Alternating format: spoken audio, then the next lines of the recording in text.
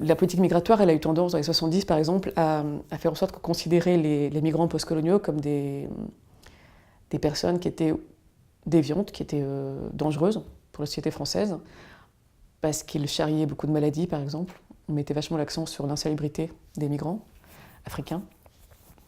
On mettait l'accent sur la criminalité des Algériens, par exemple. Disons l'indiscipline en général, quoi, le fait qu'ils aient potentiellement, ils allaient fomenter des révoltes, des émeutes, etc., enfin des grèves.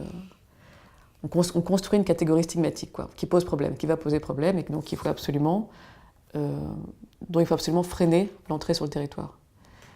80-90, c'est un peu différent, parce que les étrangers sont nés en France, c'est-à-dire les enfants d'immigrés sont français. Donc c'est bien plus compliqué de les rejeter sur des critères nationaux ou d'entrée sur le territoire. Ils ont peut-être perçus sous l'angle de l'inadaptation. Ils ne sont pas adaptés, ils n'arrivent pas à s'adapter, à s'intégrer, parce qu'ils sont fondamentalement différents, parce qu'ils sont assistés. C'est-à-dire que les politiques publiques qui ont visé ces quartiers spécifiquement, elles ont eu un effet contre-productif en fait, qui ont donné l'impression que ces jeunes ne pouvaient pas s'adapter, ne pouvaient pas s'intégrer, ils étaient perpétuellement assistés.